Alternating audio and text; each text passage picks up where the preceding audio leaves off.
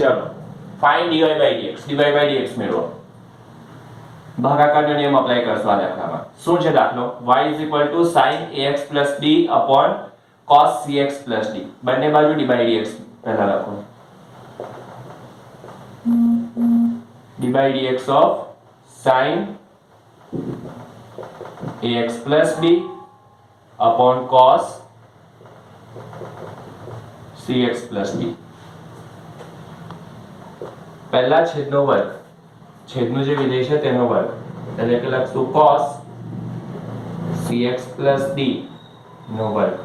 છેદનું વિધેય એવું ને એવું cos cx d as it is. વિકલન અંશના વિધેયનું d by dx of sin ax b minus અંશ એવું ને એવું, અંશનું વિધેય એવું ને એવું, અને વિકલન આવશે છેદના વિધેયનું cos cx d equal to છેદનો વર્ગ હવે તો as it is cos square cx d. બરાબર? cos ax, so cos cx d as it is. sin નું વિકલન શું થશે? cos, પણ x ની જગ્યાએ છે ax b, એટલે ax b નું વિકલન ફરીથી minus sin ax b as it is.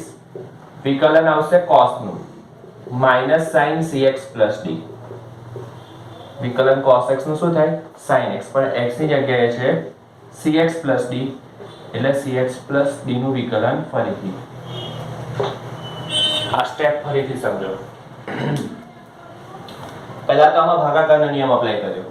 છેદનો વર્ગ, છેદ એવું ને એવું, અંશનું વિકલન, માઈનસ અંશ એવું ને એવું, છેદનું વિકલન. હવે અપ્લાય કરીએ પછી આમાં પાછું સાકળનો નિયમ લાગશે. ચલો cos square cx d, છેદ તો એવું ને એવું, cos cx d as it is. sin નું વિકલન sin x, એનું વિકલન થાય cos x, પણ x ના પ્લેસ પર છે ax b, એટલે ax b નું વિકલન ફરીથી x sin x, એનું વિકલન થાય cos x, પણ x ની પ્લેસ પર કોણ છે? ax b, એટલે ax b નું વિકલન ફરીથી minus sin x b as it is. cos x નું વિકલન થાય minus sin x, cos x નું વિકલન થાય minus sin x, પણ x ની જગ્યાએ છે cx d, એટલે cx d નું વિકલન ફરીથી. હવે cos square cx d, cos cx d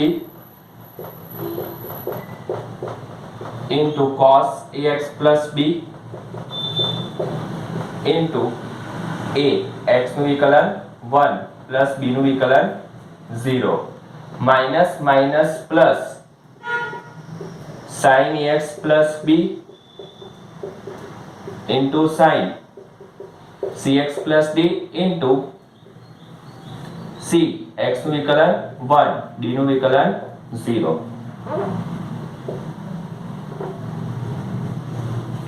equal to a plus 0 a થાય. એટલે પહેલા આપણે સિમ્પલી લખી નાખીએ કે a cos cx d into cos ax b, બરાબર, plus c into 1 c, c plus 0 c, તો c sin ax b into sin cx d upon cos square cx d dy by dx. Answer બરાબર?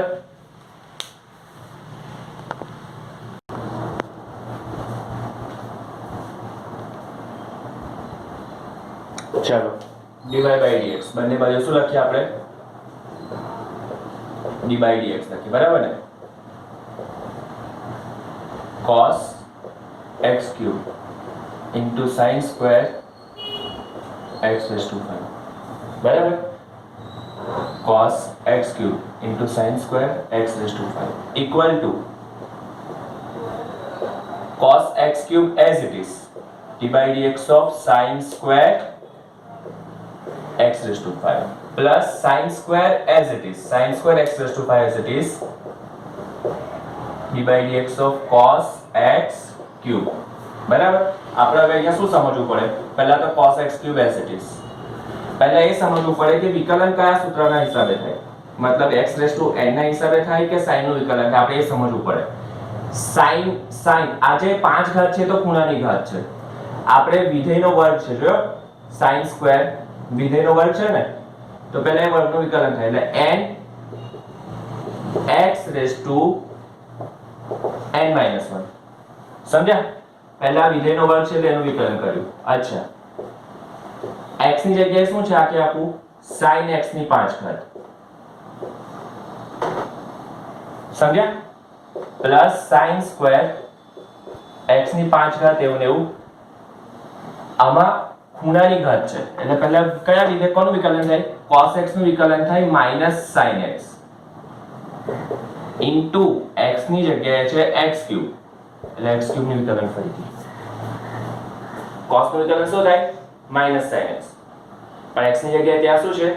x cube એટલે x cube નું વિકલન. આમાં ઉપર વર્ગ આવી ગયો એટલે પહેલા વર્ગનું વિકલન થાય, પછી હવે વિકલન થશે sin નું, અને sin નું વિકલન થાય પછી x ની જગ્યાએ પાછું x raised to 5 છે એટલે એનું વિકલન પાછું ફરીથી આવશે ઇક્વલ ટુ 2 cos x ની 3 ઘાત into sin x raised to 5 into sin નું વિકલન શું થશે? cos x raised to 5 into d by dx of x raised to 5 plus minus minus sin square x raised to 5 into sin x cube 3x square equal to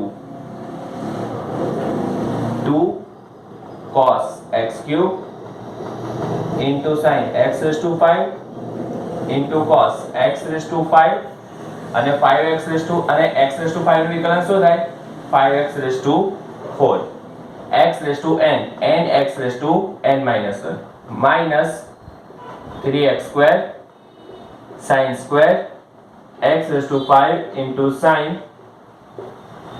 x cube equal to 5 2 10 x ની 4 ઘાત into cos x raised to 3 into sin x raised to 5 into cos x raised to 5 minus 3x square sin square x raised to 5 into sin x cube. આ થયું dy by dx. Answer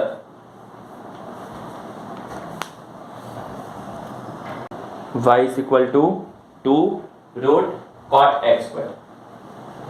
Take d by dx on both the sides.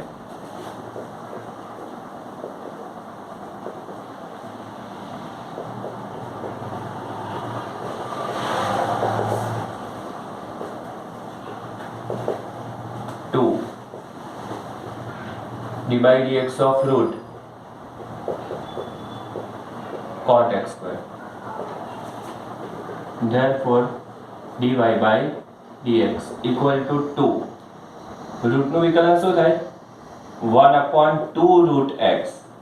root x નું વિકલન થાય 1 upon 2 root x. સમજ્યા? d by dx of root x એનું સૂત્ર થાય 1 upon 2 root x. બટા x ની જગ્યાએ શું છે? cot x square. એટલા આવશે d by dx of cot x square equal to આ 2 get cancel 1 upon root cot x square. cot નું વિકલન થાય d by dx of cot x નું વિકલન શું થાય?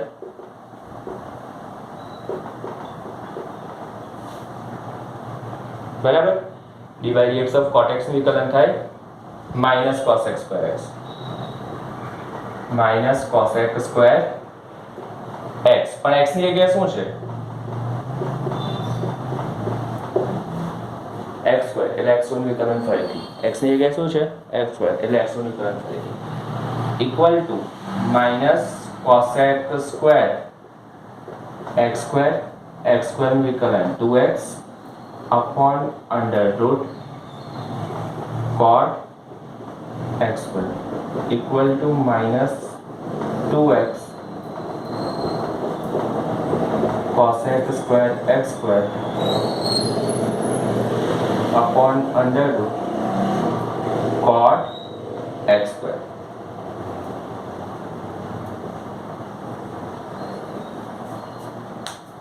બરાબર.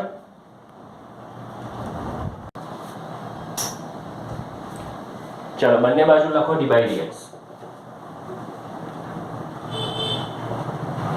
equal to dy dx of cos root x. cos નું વિકલન થાય sin. cos નું વિકલન શું થાય? sin. પણ x ની જગ્યાએ શું છે? root x. એટલે root x નું વિકલન ફરીથી cos નું વિકલન થાય minus sin. પણ x ની જગ્યાએ છે root x. એટલે root x નું વિકલન ફરીથી equal to minus sin root x into 1 upon equal to minus sin root x upon 2 root x. આ root x કાપવાનું નહીં. આન્સર સમજ્યા? minus sin root x upon 2 root x.